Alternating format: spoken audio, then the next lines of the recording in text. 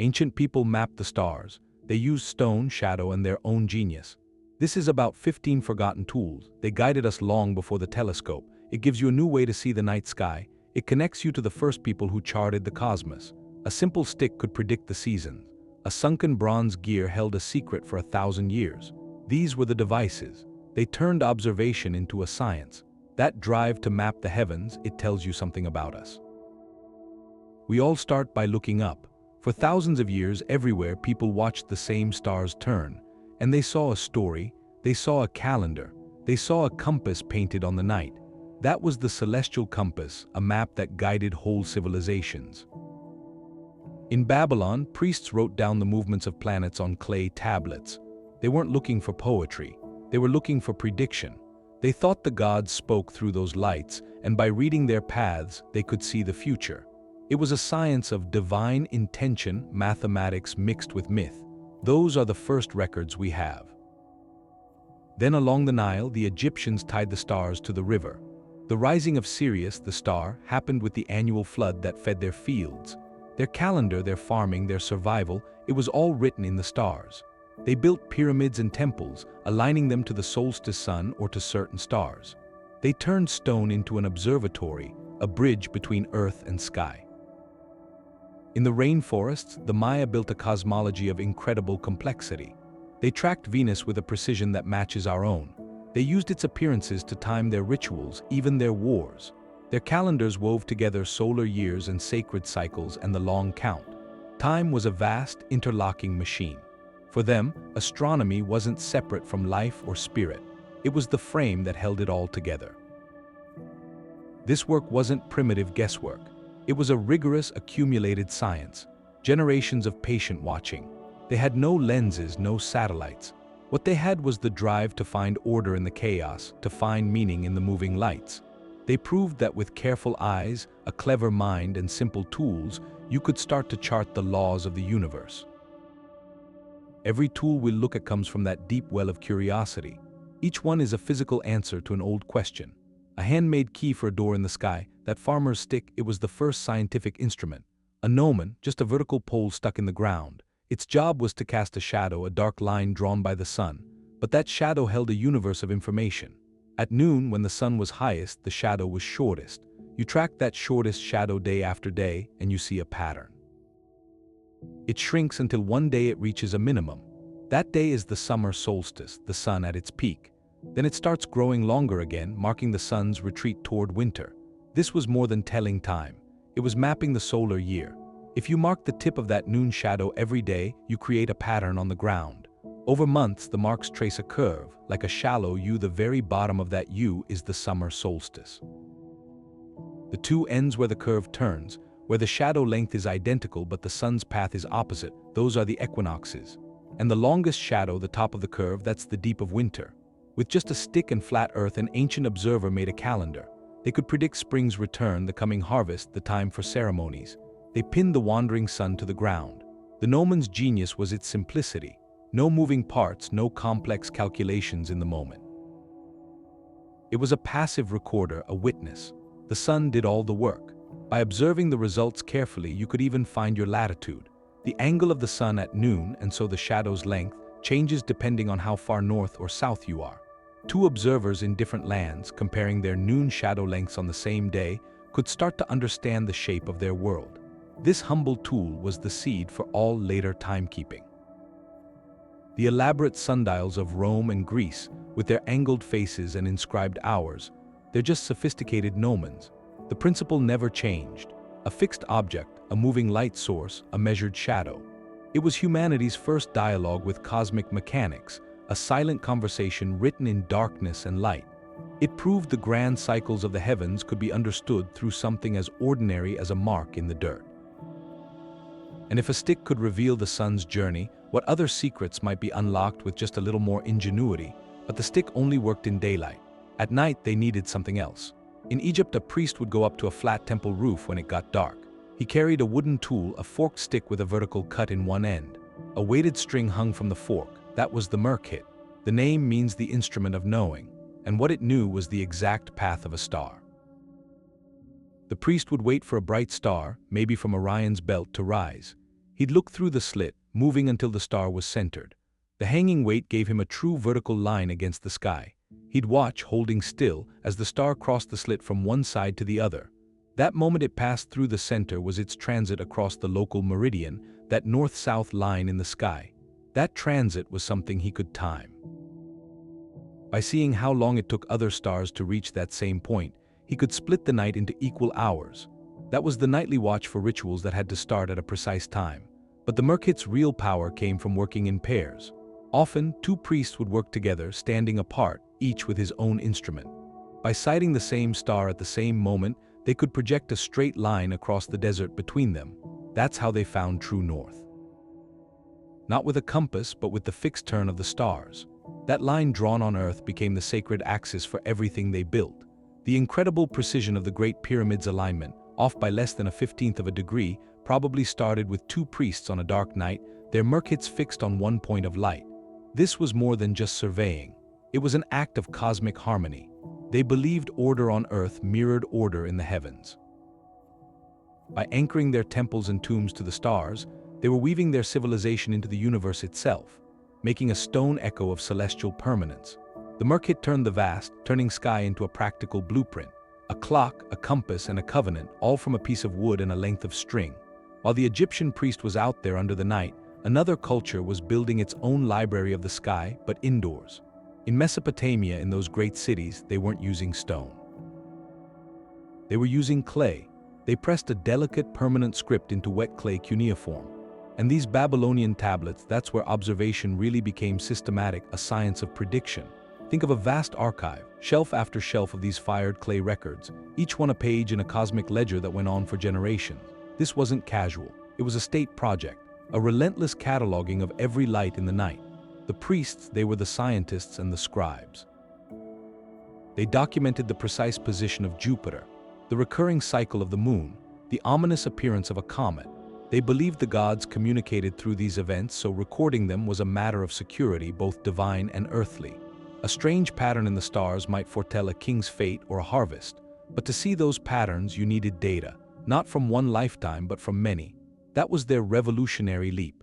They were building a database. The most famous example is the Venus tablet of. It records the appearances of Venus over 21 years from the reign of King. That's nearly 3,700 years ago. But the incredible part is the tablet itself is a copy, made centuries later from observations that were already ancient history to the scribe Huit. So the data was being preserved, studied across hundreds of years, and by comparing records from different reigns, they began to see repeating cycles. They noticed lunar eclipses followed a pattern about 18 years. That's the Saros cycle. Once they identified it, they could predict when an eclipse might happen. It was no longer a terrifying, random act. It became a calculable event. Their methods grew sophisticated mathematically. They developed a form of arithmetic to track the varying speeds of the sun and the moon, a step-by-step numerical process to fill in the gaps between observations. This computational thinking was a new kind of tool, a tool made of logic and numbers etched in clay. And from all this relentless collection came one of their most enduring legacies, the division of the sky. To track the wandering planets, they mapped the fixed stars behind them into constellations. They sliced the path of the sun, the ecliptic, into 12 equal sections, each named for the constellation within it. That was the birth of the zodiac, a coordinate system for the heavens. A celestial grid that gave every planet a measurable address. That framework would pass to the Greeks, and from them to the entire world, shaping astrology and astronomy for. The clay tablet was the perfect medium for this. Fragile yet fired to permanence. Papyrus could burn or rot. Stone was heavy, hard to inscribe, but clay was cheap, plentiful, and once baked it could last forever. Those tiny wedges pressed by a stylus, they captured a moment of observation with a clarity that speaks directly across the ages. They proved the key to understanding the cosmos wasn't just looking up, it was writing it down. The patient, collective work of turning mystery into a long-term record where the pattern could finally show itself. Sponge divers found a Roman shipwreck in 1900 off the coast of a Greek island. They brought up statues, artifacts, and there was this lump. Bronze and wood about the size of a shoebox, completely corroded, it was almost overlooked. That lump was the mechanism. For decades it was just a mystery. Then they used X-ray tomography. They looked inside, and they saw gears, at least 30 interlocking bronze gears, precise, arranged in this complex clockwork. This was built around 100 years before the Common Era. It was an analog computer. You'd turn a hand crank on the side, and the dials would move. One dial tracked the sun and the moon against the zodiac. Another dial showed the phases of the moon, a little silver and black ball turning, waxing and waning. Another dial could predict eclipses. It would tell you if it was lunar or solar, even the time of day it would happen. There was a dial for the Panhellenic Games too, the 4-year cycle. The Olympics were on there. It was a portable cosmos, a simulation of the heavens made from gears. And it handled irregularity. The moon's speed isn't constant. It speeds up and slows down. The Greeks knew that. The mechanism's designers accounted for it. They used a pin and slot device on a special gear. It made the moon pointer speed up and slow down in its cycle, mimicking the actual uneven motion. That level of mechanical sophistication, it doesn't appear again until the astronomical clocks of medieval Europe, over 1,000 years later. This was a conceptual leap, from observing the sky to building a physical model of its mechanics. You didn't just look up to find Jupiter, you asked the machine. It synthesized Babylonian observational data, Greek theory, all into one operable device. It's a haunting reminder. We have no other device like it from the ancient world. Its existence suggests a tradition, high craftsmanship, scientific thought, probably more advanced than our surviving texts imply. What else was on that ship lost to the sea? What other marvels were built and then melted down for scrap or just forgotten? The mechanism is a fragment, a single page from a vast, burned library of ancient engineering. It forces a reconsideration of what the ancient world was capable of, not in myth but in precise, tangible bronze. It whispers that the path of science isn't always straightforward. Sometimes genius peaks in a distant age. Then it gets buried by time, waiting in the dark for its gears to be understood again. The mechanism was hidden away. But in another empire, the model of the cosmos was something you could see. You could walk into an observatory. A Han Dynasty astronomer there, he wasn't just looking at a chart. He was holding the heavens, a sculpture of bronze rings, interlocking. One polished, turning smoothly on an axis. That's the Armillary sphere, a map made real, a working model of the sky's geometry. The outermost ring would be the horizon. Inside that, the meridian ring for north and south, then the celestial equator, and finally the tilted path of the sun, the ecliptic. Each ring was a fundamental circle in the sky, a coordinate line imagined to bring order to the starry chaos. To use it, the astronomer would peer through a sighting tube mounted at the center, an alidade. He'd align the rings with the actual positions of those celestial circles, and then by turning the device he could sight a specific star. Reading the angles marked on the rings, he could pin down that star's position with numbers, its celestial latitude and longitude. That transformed observation from a general note into a precise measurement, repeatable. It was a tool for cataloging the sky with mathematical rigor, but its purpose was dual. It was also a teaching device, a cosmic orrery. By manually rotating these rings, a scholar could demonstrate the motions of the sun against the stars, the reason for the seasons, the slow precession of the equinoxes. You could see the relationships. You could hold the abstract concept in your hands and turn it. This physical understanding was central. Chinese astronomical thought long embraced a spherical heaven surrounding the earth. The greatest master of this instrument was 2nd century. He didn't just use the sphere, he perfected its design, adding more rings for greater precision, even pioneering the use of to turn it automatically, a kind of clockwork universe. His work and the refinements after him were driven by a practical need, calendar reform. The Chinese calendar was the heartbeat of the empire, dictating agricultural cycles, tax collection, the timing of rituals. An inaccurate calendar meant disharmony between heaven and the emperor's rule, so the Armillary sphere's precise measurements were essential. For correcting the calendar, keeping it in sync with the true motions of the sun and moon. It served imperial astrology too, scanning for portents, unexpected comets, planetary conjunctions, messages about the state's fate. But beyond the practical and political roles, the sphere represents a philosophical approach, where the Babylonians compiled data on tablets and the Greeks theorized with geometry. The Chinese synthesis was to build a tangible model.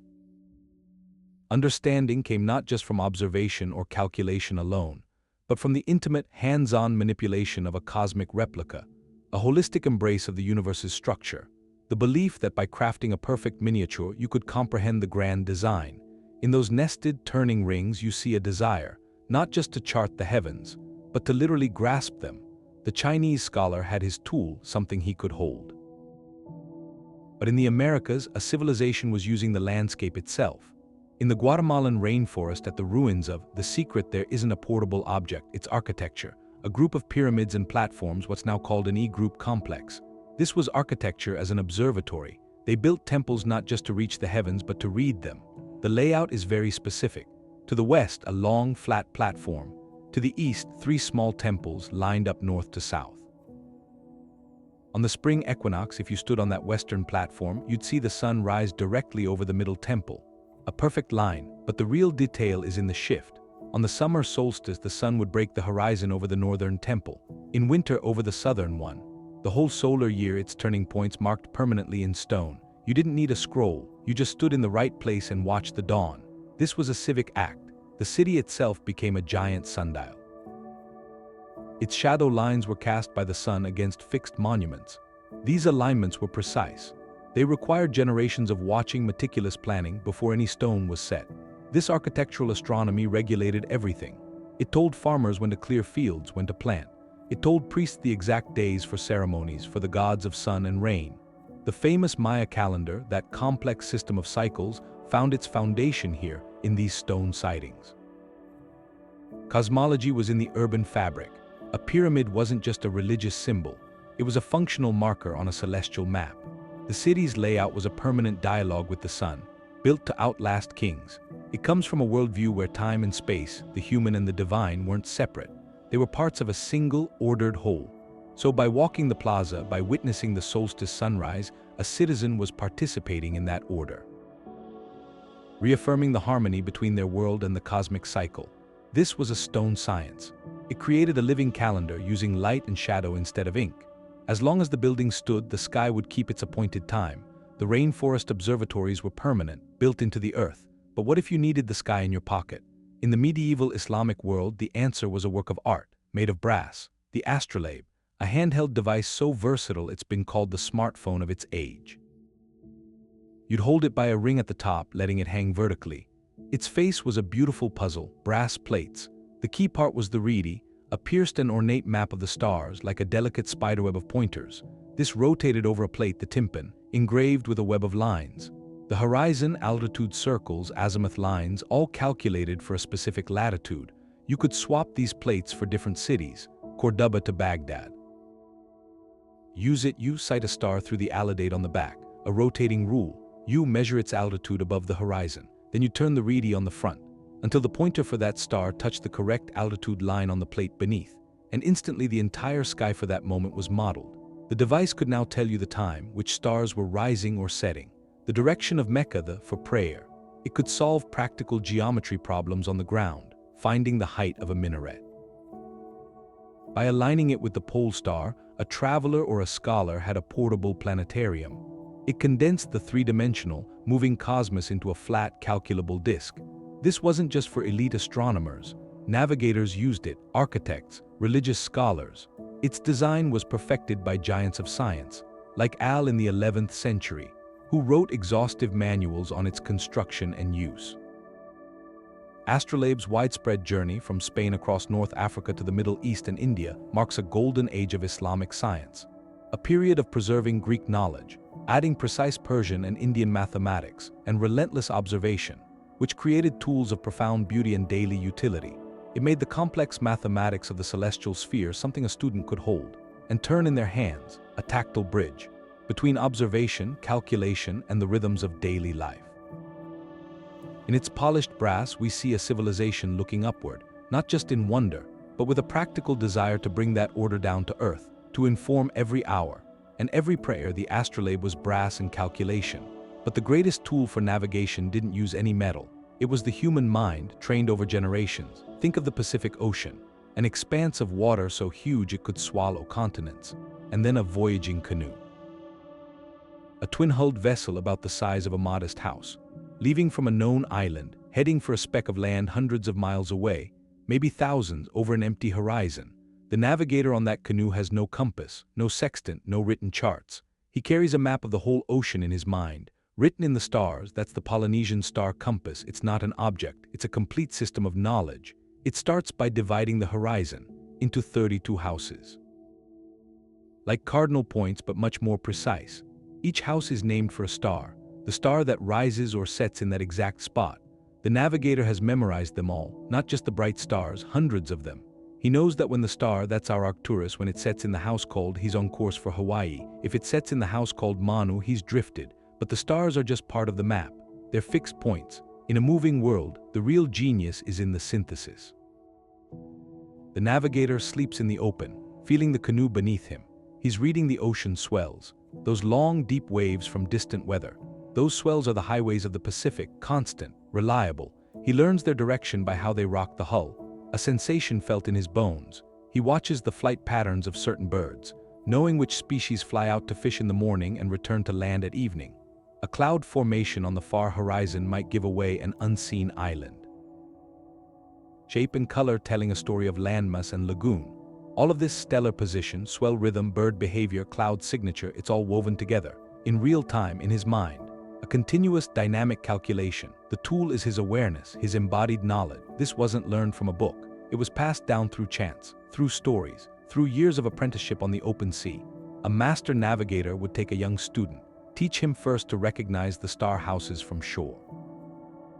Then on short voyages, finally on epic journeys. The knowledge was too precious, too complex, to be entrusted to something as fragile as parchment. It had to live in a person. This mental mapping enabled the last great human migration, the settling of the Polynesian Triangle, from Hawaii to New Zealand to Easter Island. They found islands smaller than a single pixel on a modern satellite map. This was maybe the most intimate celestial cartography ever developed. The sky wasn't a distant abstraction to plot on a grid. It was a living, breathing chart, its lines drawn in the memory of a skilled person. Its data stream was the feel of the wind, the taste of the spray. It points to a profound truth about our relationship with the cosmos. Before we built machines to see for us, we learned to see with everything we had. We became the instrument. That mental map was in memory. But then the sky goes dark. The stars vanish behind a solid gray ceiling. In the North Atlantic, that was the daily reality, a sea of mist and cloud. The sun could be hidden for days, and yet they sailed. From Norway to Iceland to Greenland, even to the coast of North America. Their secret might have been a simple crystal, a sunstone. Picture the scene on a longship. The world is a monochrome, gray water, gray sky, no clear horizon line. The navigator has no compass. He pulls out a piece of cordierite or calcite, a flat, translucent stone. He holds it up to the overcast sky, and he begins to rotate it slowly. As he turns the crystal, something subtle happens. The light passing through it changes. In one orientation, it's a uniform, dull color, but at a specific angle, it darkens. It darkens dramatically. That's polarization. Sunlight scattering through the atmosphere becomes polarized. Its light waves vibrate in a specific direction. Even on a completely overcast day, that pattern is still there. Crystal acts as a polarizing filter. It reveals the pattern. By finding the point where the crystal darkens most, the navigator can deduce the sun's bearing. He can repeat this in multiple parts of the sky, triangulating the hidden sun's position. With that single reference point, he could set a course. The sagas mention this tool. They speak of a use to find the sun when the weather was cloudy. For a long time, it was thought to be legend. Then archaeologists found a piece of calcite crystal in the wreck of an Elizabethan warship, a ship whose navigation techniques would have been inherited from earlier traditions. Laboratory tests proved the method works. With startling accuracy, even under thick cloud, it's a tool of elegant simplicity. No moving parts, no complex inscriptions, just a profound understanding of light itself, harnessed through a mineral. This wasn't about mapping the stars. It was about finding the one celestial body that could never truly be hidden. It turned a blanket of cloud from a navigational dead end into a solvable puzzle. The Vikings didn't just endure their environment. They learned to read its hidden signatures, to see the sun where no one else could. That crystal was more than a tool. It was a testament to a mindset, where every challenge of sea and sky was met with observation, with ingenuity, and with a deep practical intimacy with the natural world. Cusco was built high in the Andes, and it was a calendar made of stone. There was the central temple. From there, 41 lines went out. Invisible lines, that was the system. They weren't just roads, they were sacred pathways. Each line pointed to a series of shrines on the horizon, a spring, a strange rock, a mountain peak. Hundreds of these markers, a radial map across the whole valley. And each line belonged to a clan, a social group. They maintained the shrines, they did the rituals for them. So the system tied together astronomy, religion, political order. All one thing, the alignment was the key. Important were placed so that from the temple's center they lined up with things in the sky. The sun at the solstices, the Pleiades, that cluster of stars meant it was time to plant. The dark cloud constellations in the Milky Way, central to their cosmology. A priest standing in the courtyard didn't need an instrument. The whole empire was his observatory. He'd see which a star rose over. That told him the date. It told him which clan's turn it was to bring offerings. It told him when to prepare the soil. The landscape was the clock. Its hands were stone and horizon. This was astronomy as civic duty. As divine order, the organized time, they organized space, they organized community, all one coherent system. To follow the line was to help keep the cosmos in balance. It took a model of the universe and put it onto the physical world, made the celestial cycles visible. Made them something you could act on. For everyone, the city was a microcosm. Its radial design mirrored the sun's rays, spreading sacred order from the center out to the edges. So you see a civilization that didn't just watch the sky. They built a reflection of it on Earth. Every mountain, every spring, every daily task, connected to the grand turning wheel of the heavens. The system was a map woven into the landscape. But then in 18th century India, a different kind of map was being built. Not lines on a hill, but stone against the sky. These enormous geometric forms, they still dominate the horizon in places like Jaipur and Delhi. These were the monumental observatories of Maharaja Singh II, and they aren't buildings that house instruments. The architecture itself is the instrument. Each structure is a yantra. A precise device, carved from marble and local stone, but on a staggering scale. The most iconic one is the yantra, the supreme instrument. It's a giant sundial. Its gnomon is this triangular wall soaring over 27 meters into the air. That's taller than a 7-story building. Its shadow falls on these huge curved quadrants on either side. Each one is a giant ramp marked with finely carved scales, and the sheer size is the key to its genius, because the shadow cast by this massive gnomon moves not by inches, but by feet every minute. That dramatically reduces the margin for error in reading it. A small sundial's shadow might be fuzzy, its position ambiguous, but here, the shadow's edge is sharp. Its movement across that large, clearly marked scale is unmistakable. It could tell the time of day with an accuracy of about 2 seconds, a level of precision for public timekeeping that was unheard of in its era. But Singh's ambition went far beyond telling the time. He was a scholar king, and he was deeply troubled by inaccuracies in the existing astronomical tables, the ones used across the Islamic and Hindu worlds. These tables were derived from observations made centuries prior with smaller tools, and they had drifted. The predicted positions of planets no longer matched what he saw in the sky. His solution was radical. If observational error came from the limitations of small brass instruments, he would eliminate those limitations. He would build instruments so vast, their measurements would be definitive. The yantra is another masterpiece of this philosophy. It consists of 2 complementary hemispherical bowls. Each one is a concave map of the sky, sunk into the ground. A is stretched across the top of each bowl. An observer would descend into the bowl, moving along marked pathways, and use that to sight a star. By reading their own position within the hemisphere against the star's position, they could plot its coordinates with remarkable exactness. It was a human-scale planetarium, where the observer became part of the mechanism. There were instruments for every purpose. The ram yantra, a pair of circular structures with pillars for measuring altitude and azimuth. The yantra, a composite instrument that could determine the shortest and longest days of the year, among other things.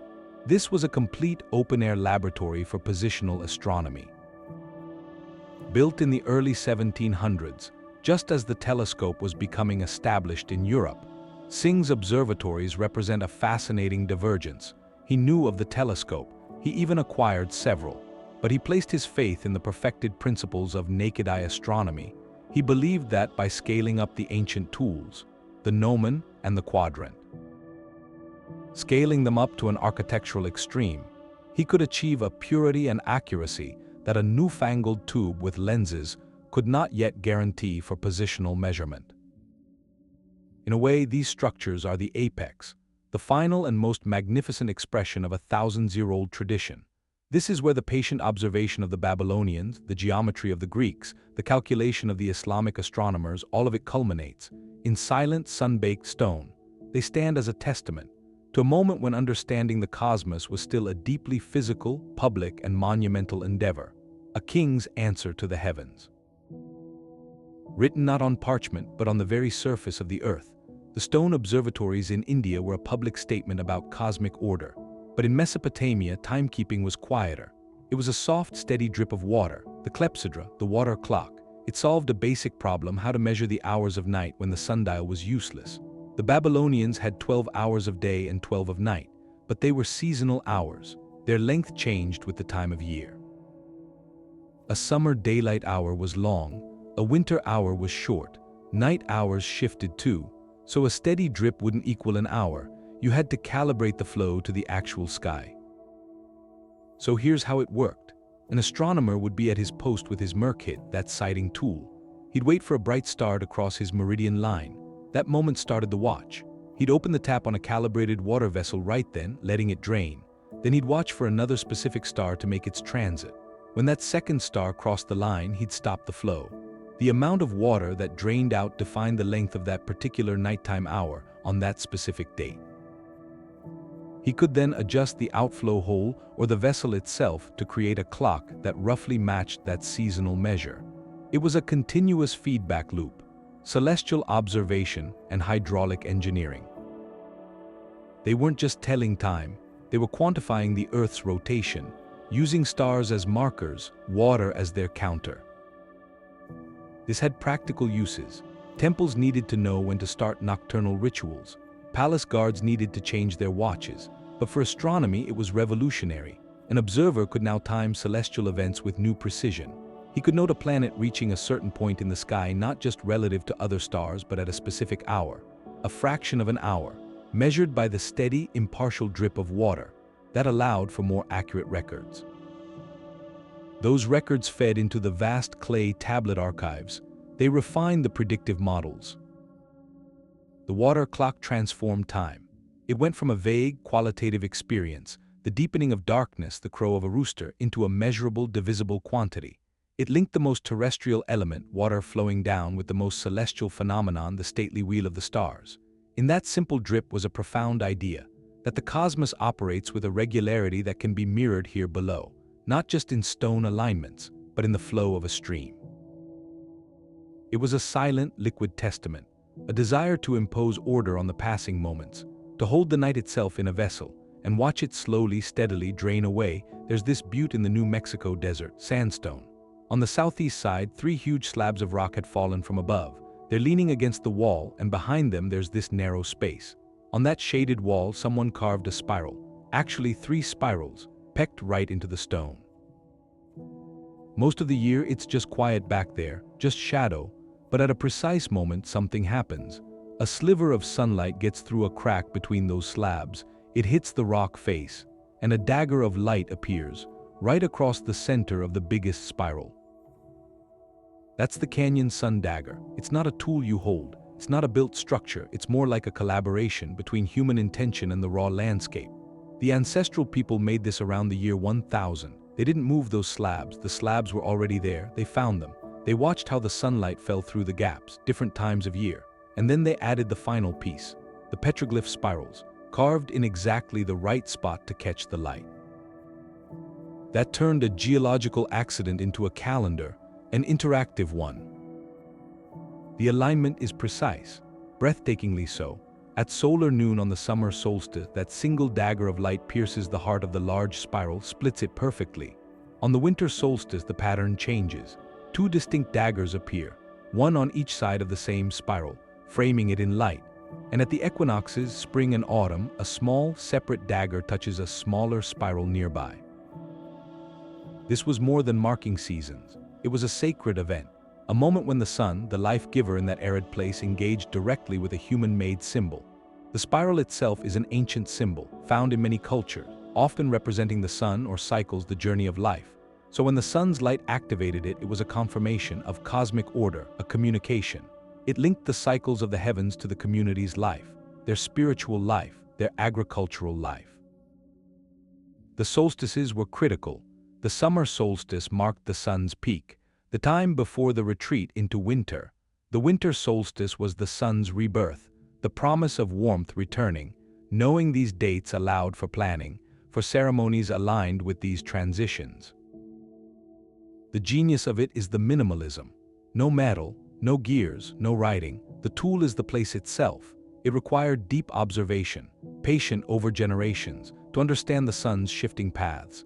It required the insight to see that a random pile of boulders could be part of a celestial clock, and it required the artistic act, the carving that completed the circuit, turning observation into a display, a legible, repeatable display. Represents a different kind of engineering, one that works with the environment rather than reshaping it completely. It whispers of a knowledge system where astronomy wasn't separate from the land. It was woven into the fabric, where a cliff face could become a page, and the sun a pen, writing the year in brilliant, fleeting light. The sun daggers were for a canyon community. In Greece, celestial knowledge was public, carved right into the square. In the Athenian agora, you'd walk past this stone slab. Like a civic bulletin board, but its message came from the stars. It was called a public star almanac in stone. Its face had month names and a series of small holes. Each hole had a brief inscription. The text wasn't about politics. It said, "The rising of Arcturus, expect storms," or "Sirius sets, time for the vintage." Each hole marked a day, and each day someone, an official, maybe any citizen, would move a peg from one hole to the next. That simple act connected the city to the cosmic calendar. The peg's position told you the date. The inscription beside it told you what the sky foretold. That was the genius of it. It translated the abstract cycles of the stars into daily, actionable information. It worked on heliacal rising and setting. The first day a star is visible before dawn, or the last day it's seen after sunset. These events are tied to the solar year. They happen at the same time each season. Arcturus rising meant spring rains. The Pleiades setting signaled the sailing season when Mediterranean storms eased. The rising of Sirius, the dog star, marked the hottest days of late summer. The dog days. This wasn't mystical. It was empirical, based on generations of recorded observation. Astronomers liked and systematized the data, turned folk wisdom into a civic tool. For a farmer, that was indispensable. It said when to prune vines, when to sow grain, when to expect the seasonal rains. For a ship captain, it dictated the safe window for a trading voyage. It democratized knowledge. Knowledge that was once for priests or stargazers. Now any literate citizen could access it. By moving that peg day after day, the community performed a quiet ritual. They were physically tracking the Earth's journey around the sun, using the fixed stars as mile markers. The embedded astronomy into the rhythm of life. The economic life, the social life. It made the cosmos a shared reference point, a common clock for the marketplace, the farm, the harbor. That stone slab shows a civilization insisting that understanding the heavens wasn't a luxury. It was a practical necessity, for survival, for prosperity. It turned the celestial dance into a public utility, one peg at a time, to set a city's rhythm. But a stone calendar has its limits. To really fix the map of the sky, you needed something else. Place where observation wasn't just an act but a permanent mission. So you get to the last tool, which isn't a tool at all, it's a place. An engine for discovery built for collaboration, the observatory. In the 13th century, the Persian scholar al-Din al founded it under the patronage of the Mongol ruler Khan. They built it on a hilltop in what's now Iran, and it was a revolution in scale. This wasn't a single scholar with an instrument. This was a dedicated research center. Funded by the state, staffed by a team, the best astronomers, mathematicians, instrument makers from across the empire. The observatory was a complex. There was a library holding thousands of manuscripts, Greek, Persian, Indian knowledge all preserved. There were workshops for forging precision instruments, but the heart of it was the observational tools. The most famous were the mural quadrants. These were fixed arcs built right into the walls aligned north-south. They were enormous. Some accounts say a radius over 40 meters. That size meant the scales could be marked with incredible fineness. An astronomer would use a sighting device, track a star as it crossed the meridian, and read its altitude from this giant immovable scale. That eliminated the errors from handling smaller portable quadrants. The size alone brought a new accuracy to positional astronomy. They also had armillary spheres, huge and complex ones, and other instruments for tracking planets. All this was directed at one goal: to compile new astronomical tables, to correct the errors that had built up in the old Ptolemaic system. After decades of meticulous nightly observations with rotating teams, they produced the tables. These tables gave more accurate positions for the sun, the moon, the planets. They refined the models of celestial motion, fixing inconsistencies that had puzzled people for centuries. The real breakthrough was the methodology. It was empirical, collaborative. Long-term data collection by many observers minimized individual error. Debate among the scholars refined the theories. Khan's patronage, rooted in a ruler's need for accurate calendars and advice, created a stable space for this pure research to happen. That model, a state-sponsored institution for systematic, instrument-based science, that was the profound shift. The legacy traveled. The design and spirit of directly inspired the later observatory of Beg in Samarkand. And through the transmission of its tables and texts, it helped pave the way for the astronomical revolutions in Europe. In that hilltop complex, you see the ancient tools reaching their culmination. The Gnomon's shadow, the Merkhet's alignment, the Astrolabe's calculation, all brought together and scaled up into a permanent, coordinated effort. It marks the moment. The work moved from gifted individuals to organized science. A bridge was built there. Between the classical world's questions and the modern world's methods, it stopped being about finding a single star's path. It became about charting the mechanics of the cosmos itself.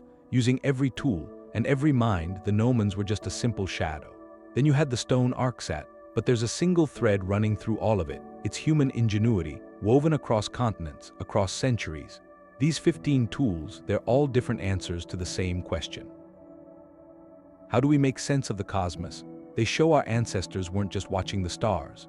They were engineers, mathematicians, they were cartographers of the sky. They mapped the infinite. They used sticks and stone. They used water and bronze, memory, monumental will. Their work was built on creativity, on relentless patience, and on pure observation, unaided observation. They had no telescopes, no satellites, no digital models. What they had was the night. And the determination to read its story. That story was in the predictable return of Sirius, in the slow dance of a planet against the fixed stars. In the precise moment a sliver of light touched a carved spiral, each culture interpreted that story through their own world. The Polynesian navigator, the Babylonian scribe, their tools were expressions of their values. The Maya's public architecture, the Chinese scholar's elegant model, the Vikings' pragmatic crystal. But the underlying science was universal. They were all chasing order. They wanted to transform the beautiful chaos of the night into a reliable calendar, a trustworthy compass, a map for the physical journey and the spiritual one. This legacy is a reminder. The drive to understand our place in the universe, it's not a modern invention. It's a defining human trait. It's as ancient as our first look upward. It's the impulse to find patterns, to predict. To connect our small lives to the grand turning of the heavens. So next time you're under a clear night sky, take a moment, look up at those familiar constellations, but see them anew. See them as the first astronomers did, not as distant, anonymous lights, but as points on a map. A map drawn with a stick in the sand, measured by a dripping water clock, memorized in the rhythm of ocean swells. Each point of light was once a guide, a clock, a god, a coordinate in a vast and understood machine. That connection across time, that's the true wonder. It tells us curiosity is our oldest tool, our most vital tool. If this journey through forgotten instruments has sparked your curiosity, we invite you to join us for more explorations into history's greatest mysteries. Let us know in the comments. Which ancient tool amazed you the most? Was it the portable cosmos of the mechanism, or the mental map of the Polynesian navigator? Your thoughts are part of this ongoing story. Thank you for watching.